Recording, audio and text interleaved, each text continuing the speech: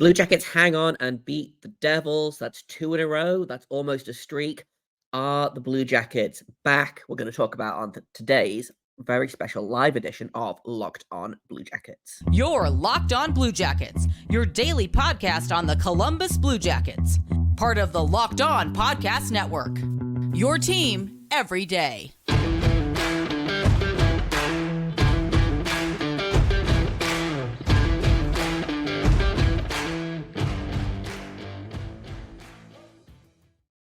Hello, welcome to Locked On Blue Jackets, part of the Locked On Podcast Network, your team every day. I am, as always, your host, Jay Foster.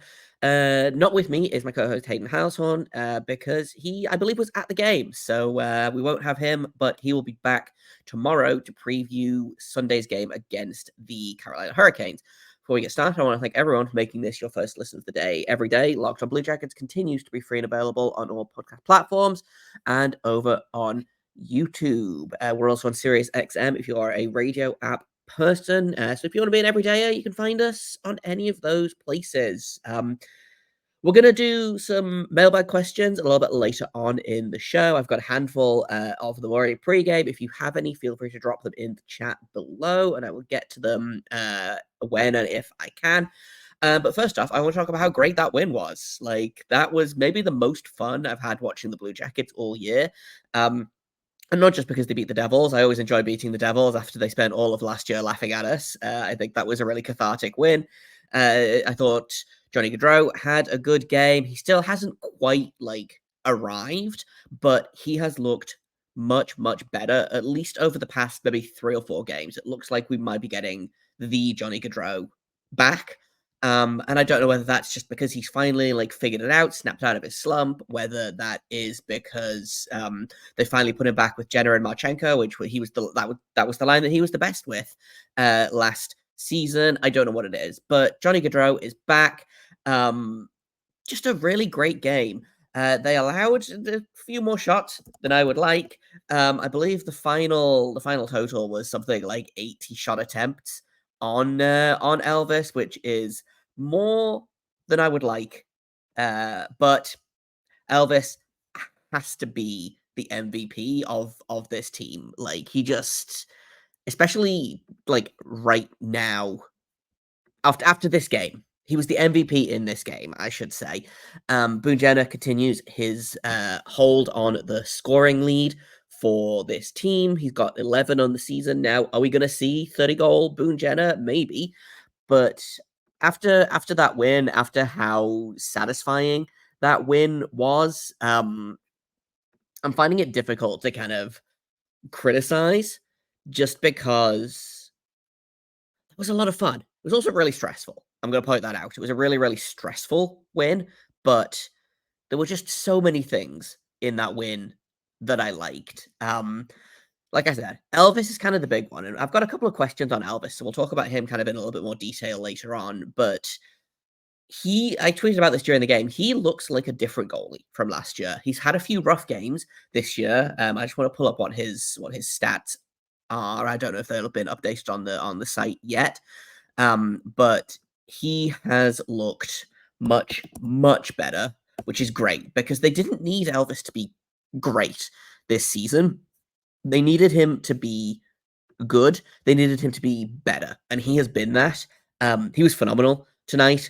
40 saves on, an extremely good Devils team. That, admittedly, missing a couple of the big scorers. No Nico Hischier, no Timo Meier, but they had Jack Hughes. I forgot his name for a second there. They had him, and he's always dangerous. So it's always, it's always nice when they beat a guy like that, or don't concede to a guy like that.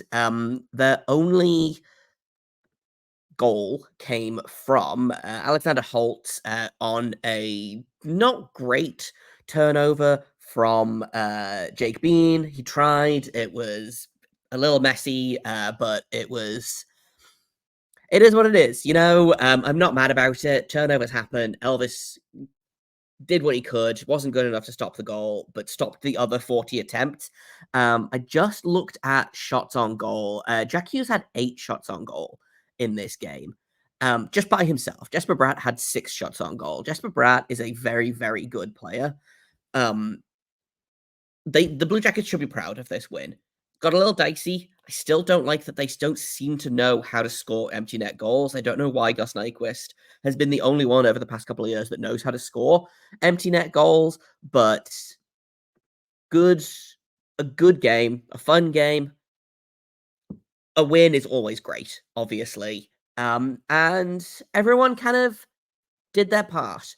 I'm just pulling up what the shot totals and everything were like. The Blue Jackets, okay, 28 to 39 shots on goal. They've taken 2 of Elvis's saves away from him, but that's still 38 saves on 39 shots, which is still exceptional.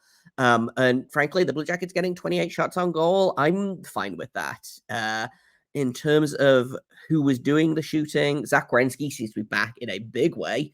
4 shots on goal, following up his 4-assist performance against Chicago. Provorov with 3, and then Bean, Branson, Marchenko, Robinson, Jenner, Laine, and Gaudreau all had 2 shots on goal. There was only, I believe, 2 players that didn't get a shot on goal. That was Adam Boquist and Mathieu Olivier. So, again, the offense is being spread out. It seems like everyone is kind of chipping in and getting involved, which, again, you love to see that. But I would have really liked an insurance goal at the end there. I don't know how everyone else feels, but 1-goal games stress me out. And it doesn't matter whether I'm there in person. Like, a 1-goal game to me is way more stressful than a tie game. And I don't know why that is. If I'm leading, or if my team is leading, stress. If my team is down by 1, stress. Way more stress than is involved in a tie game or a game that you're like down by 2 in. Why? I don't know. There must be some kind of like psychology behind it. Maybe I'm just traumatized from all of the 1-goal games that the Blue Jackets have lost so far this season, but who can say? I'm really happy with team performance. It feels like the Blue Jackets are starting to click. That Fantilli Voronkov line, I enjoy that just so much. I think that's so much fun. That should be our de facto top line right now. In terms of ice time, I think it probably was. Let me just pull up ice time numbers, and then I will take a quick break. And then what we'll do is we will talk a little bit about the penalty kill, because that was just, like I said, I had a lot of fun with this game. Penalty kill continues to be strong. Adam Fantilli only had 13-34 at 5-on-5. Marchenko, nope, not Marchenko. Voronkov, 11-58. Patrick Laine only had 8-57, but he did miss a not an insignificant chunk of the second period, I believe, getting some stitches. So makes sense. Would have liked to see that a little higher, but very, very happy, all things considered, with how the game went. Even happier that they brought home a win. We're going to talk about some other things that I liked about this game in a second, starting with the penalty kill. That's coming up next on Locked On Blue Jackets.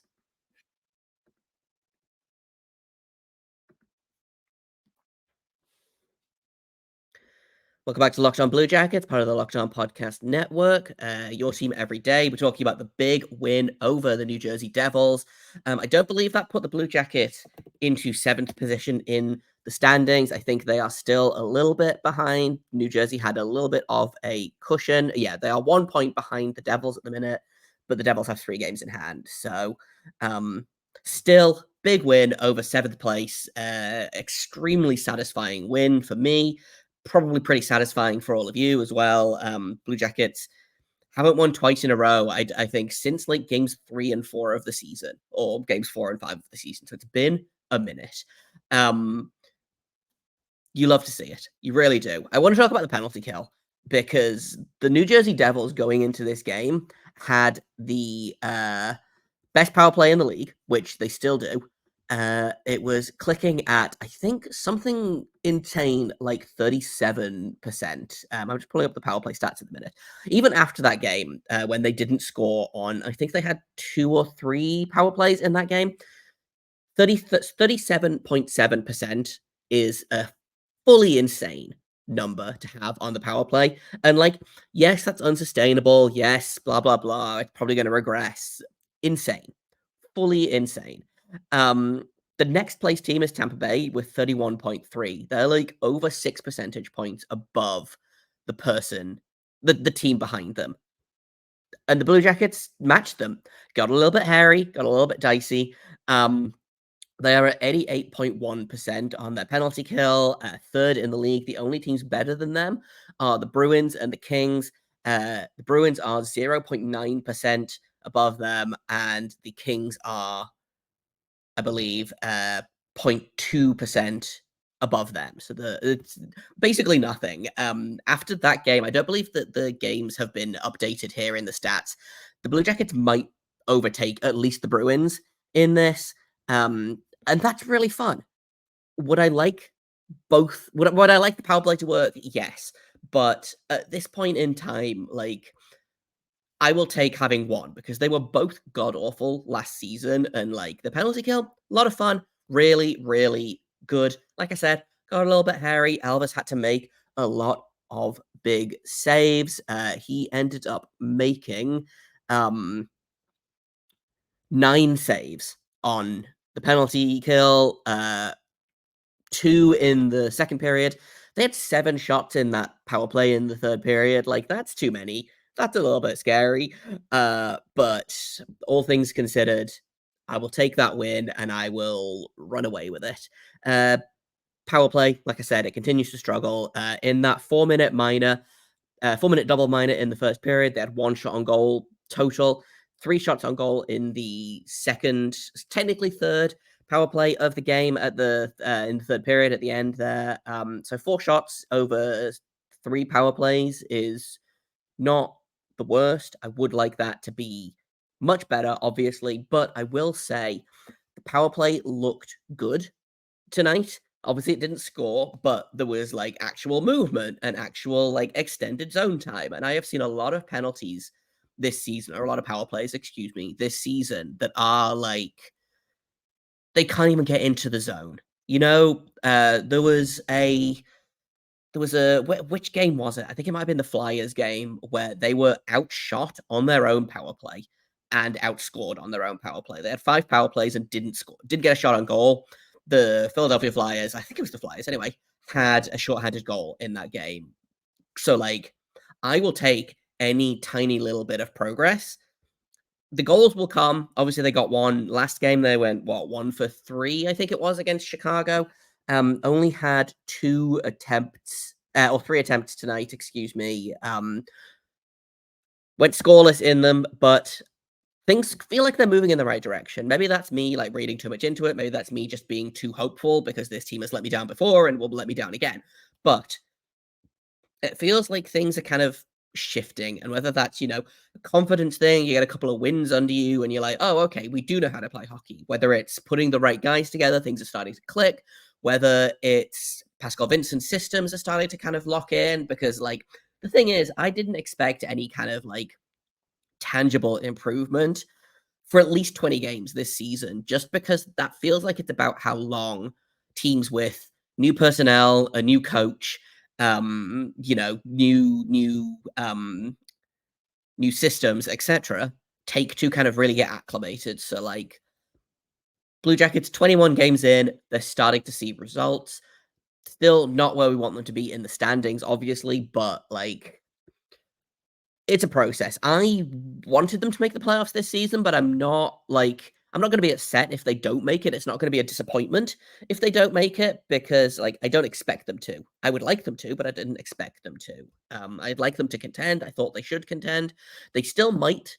It's still very early, obviously. I think a lot about the I believe it was the St. Louis Blues, who were on January 1st were in last place in the league and then won the Stanley Cup.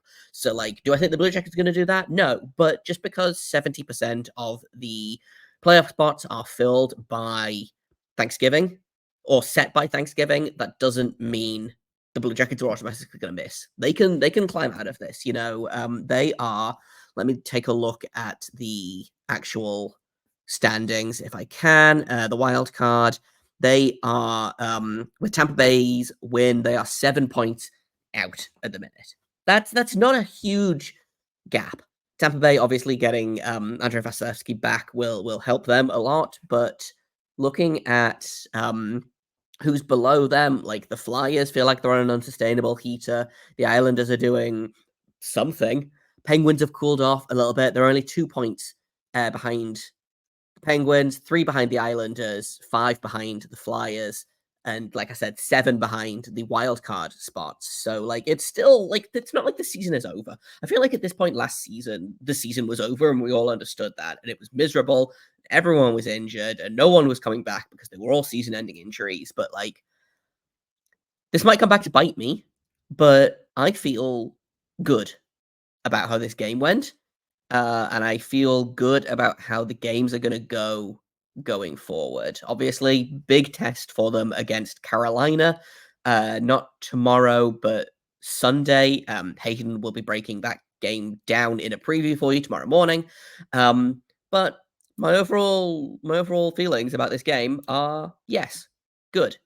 I enjoyed that. Hope all of you guys enjoyed it as well. We're going to take another quick break, and then I'm going to do some mailbag questions. I'm going to try and alternate between some in the chat, some I got pre-podcast recording, some I've kind of had sitting in my inbox for a while. Sorry about that if you are one of the listeners that's been waiting for me to answer your question.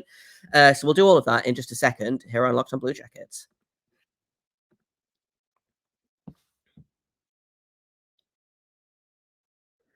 Welcome back to Locked On Blue Jackets, part of the Locked On Podcast Network. Your team every day. And your team is a victory team today, which is really, really fun. I just want to start out with addressing someone in the chat who I don't know that I can say your name because this is a family-friendly show. But yes, that is the D-Side Dragons jersey. I work for the D-Side Dragons for my day job. I do live in the northwest of England. I have not moved to Ohio. I am still here. I watch the team from a distance, as do you. So shout out to the D-Side Dragons. That's my guys. That's my guys here. I also want to follow up. I don't understand why, with a 1-goal lead, the Jackets think when that happens, they can sit back defensively and soak up shots in those situations. More often than not, you're asking for it. That is the single most annoying thing about this team, I think. There are a lot of annoying things about this team, but that is like just the most annoying thing of, okay, we have a 1-goal lead. They do it with more than a 1-goal lead as well, where they're like, oh, we have a lead. What we'll do is we'll just pretend like we're killing a penalty and we'll just ice the puck over and over and over in the third period. And it makes me feel insane. And it makes me feel like they're going to just get burned on it, and they do several times. So that's kind of how I feel about that. I know that was more of a comment than a question, but I saw that and wanted to address it. I saw someone else ask if David Jiricek was benched in the third period. I don't remember seeing him play a ton. He was not benched. No, he didn't play after about the halfway mark of the third period. I don't know why. I thought he was playing fine, but I think I like David Jiricek a little bit more than Pascal Vincent likes David Jiricek. So we'll see. In terms of other questions, I'm going to go over to Twitter. Morgan Bennett at MorganLee917. What specifically has changed in Elvis's play to be better? Is it his lateral movement, his vertical movement, the defensive system? This is going to be I think this might be a really boring answer, but like a lot of things, it's not like, oh, he's fixed this one area of his game. I do think a big part of it is confidence. Like I've always said, goaltending is like 95% mental. If you feel good, you play good. If you feel bad, you play bad. If you let in a soft goal, usually what happens is you let in another one, because it's so tough to not like get down on yourself about it that you lose your confidence and you're like, wow, I'm a horrible goalie. I can't make saves. Obviously, I play beer league. Elvis plays in the NHL, but I think so much of it is confidence for Elvis right now, because it feels like he's playing well. And we've had games this season where I think the first New York game was a really good example of this, of the game where the Blue Jackets had 2 goals against washed out because they were both offside. It would have been really easy for Elvis to crumble after that and be like, well, I've allowed 3 goals in the first period. I'm terrible, blah, blah, blah. And he didn't. He held it together. He picked it up and was exceptional in that win. Obviously left early because he was throwing up, which not ideal. But hey, the Blue Jackets got the W. He spent a couple of days in bed and was no worse the wear. And it looks like he's picking up confidence, like, massively. Whether that's faith in the defensive system in front of him, whether that's the new goaltending coach, which I would love to pick Nicholas Baxter's brain about how you get a slumping goalie to play better, because it feels like he's worked wonders with Elvis this season, and that's, again, it's really great to see. And I've said it all summer, and I'm saying it all season long. The Blue Jackets don't need Elvis to be a top 3 goalie in this league. They don't even really need him to be a top 10 goalie in this league. If they can get league average out of Elvis, like, everything else will look after itself. And I fully believe that, but it sure wouldn't help if Elvis wanted to turn in more games like that, because that was maybe the best game I've seen from Elvis, maybe since his rookie season, frankly. So shout out to Elvis, again, MVP for that. And it feels weird to be proud of him, but I'm proud of Elvis for not giving up on himself the way many fans seem to have given up on him this summer. Next question is from my wonderful friend and co-worker, Dena Weinheimer. Dena is the founder of AHL News Now, so if you want Cleveland Monsters news, you know where to go. It's there. What is your dream line for the Blue Jackets? Can include any two-way players not up with CBJ right now. This feels like a leading question, Dena, because I feel like what you're asking is, do you want a Kent Johnson, Adam Fantilli, Patrick Laine line? And the answer is yes. I have really enjoyed the Voronkov, Laine, Fantilli line. I enjoyed the Voronkov, Fantilli, Marchenko line. I think both of those lines were excellent. I don't think it's a coincidence that both of those lines have been centered by Adam Fantilli, who for large parts of this season has been far and away the Blue Jackets' best player. I want to see what Johnson, Fantilli, Laine looks like with Fantilli in the middle and playing more than 8 minutes a night. That's what I want. And I know Monsters fans probably don't want to give up Kent Johnson because he is killing it in Cleveland right now, but I miss him. I would like him back. I think he's probably going to pop off when he gets back. The KJ Revenge Tour is going to be real, and I'm real excited to see what happens, but I would love to see that. This is not me saying that, like, Dmitry Voronkov should be moved down the lineup because he doesn't deserve to be in the top 6. That's not true. But if he's playing this well, and he is playing well, he's doing that against top 6 opposition. I reckon you put him on that third line with Sillinger and Chinikov and just watch that line put teams through the blender, because they've got skill, they've got meanness, they've got speed. And I think that would be, a real fun time. I've got time for a couple more questions. Let's pull one up here. One from my very good friend, Anna Shea. Now that they're on a win streak, technically, which 2 is a streak, what has stood out in the past couple of games as clicking, etc., that you'd like to see more of? I've kind of talked about it a little bit. Fantilli and Laine being back together is fantastic. I think putting Gaudreau, Marchenko, Jenner back together has been fantastic. Gaudreau and Jenner seems to have the chemistry that they were hoping Laine and Gaudreau would develop, and they just haven't. I don't know why, and I don't know what happened, but they don't gel, they don't click. And like that happens sometimes. Sometimes you have 2 great players that just can't figure it out. And it doesn't make any sense. But Jenner and Gaudreau seem to have really clicked, and I'm not mad about it. I'm really not mad about it. I think other things that are clicking, again, I really like that fourth line with Corrali and Danforth and Texier when he's in. I haven't minded Eric Robinson in the last couple of games, actually. I think him getting sent down to the AHL was a real wake-up call for him, whether it's, I realized I don't want to be in the AHL and like taking the bus to every game. I miss the private jet and the good food and the increased per diem that you get in the NHL. But he's playing like a guy that wants to stay, which shout out to him. I thought he was great in tonight's game. Obviously, the game-winning goal, but going from what the fourth line was last season, which the Robinson, Corrali, Olivier line was one of the worst lines in hockey. It was just absolutely brutal, and it was overplayed to absolute death by Brad Larson. Pascal Vincent has flaws, yes, but he seems to understand the value of a good checking fourth line. He doesn't trot them out every other shift. He trots them out. He lets them defend a lead. He lets them play in important moments of the game, but it's not, oh, I'm going to throw out the grinding line when we need a goal. I'm going to throw out the grinding line when we don't need a goal. I'm going to throw out the grinding line wherever I feel like it. And that's really nice. And it's kind of a similar thing to the Branson issue of last year, which was he's playing too damn much, which not his fault. Everyone was broken. But that might be one of the surprises of the season for me, actually. I don't know if other people feel that way, but, and I've said this on the podcast before, but the Bean Branson pairing has been maybe the biggest surprise. Because I was ready to write Jake Bean off as not being on this team. I was ready to write him off as like the perennial healthy scratch or traded or whatever. And he's kind of worked his way back in. He and Branson have been excellent in a third pairing role.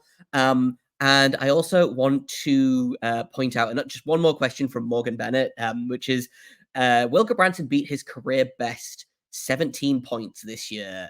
So yeah, the most points he's ever had in a year is 17. I don't know how many goals he scored in that game, in that season, excuse me. Let me try and pull that up real quick and find out. But he's currently on 9 points this season, 2 goals, 7 assists. He had 6 goals and 11 points with the Flames in 2021-22. I think he beats that. I think Eric Branson, and maybe this is, I've been body snatched and this is a sign that I've been kidnapped or whatever. Eric Branson has been very, very good for the Blue Jackets this season, which is not something I was expecting. Part of that is he's playing almost 2 minutes less a night on average, which has been really great for him. And he's shooting at a much higher percentage than he normally does. He's shooting at 9% at the minute, but hey, they don't ask how, they ask how many, I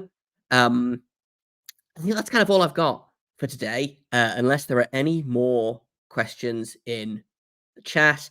But thank you guys for coming to hang out. Thank you all for listening. Thank you for making this your first listen of the day, even though it's 6 p.m. It's fine. Maybe it is your first listen of the day. We don't know. I appreciate you, whether it is or whether it isn't. If you want to be an everydayer, you can find Locked On Blue Jackets wherever you get your podcasts, on any podcasting app. We're over on Audible, we're on Amazon Prime, Spotify, Apple, Stitcher, Podbean, etc., etc., etc. You can find us on YouTube. You can find us on Sirius XM, the radio app, which, if you are a radio person, that is the one to use. I've been Jay Foster. You can find me on Twitter at _Jacob Foster, JKOBFORSTER. Thank you to my co-host, who's not here right now. He'll be back tomorrow. You can find him at HaydenH971 on Twitter. You can find the show at LO_Blue Jacket. If you have questions for future mailbag episodes, I think we're going to try and do them a little bit more regularly nowadays. You can email them, or if you have any kind of comments, questions, complaints, anything, email lockedonbluejackets@gmail.com. Once again, Hayden will be taking tomorrow's episode, where he's going to preview the game against the Carolina Hurricanes on Sunday, and then both of us will be back on Monday to break down that game, and hopefully breaking down our third win in a row, which the Blue Jackets haven't won 3 in a row in like 2 seasons. So that might be cause for celebration, I think. Thank you once again, everyone, for listening. And until tomorrow, make sure you stay locked on.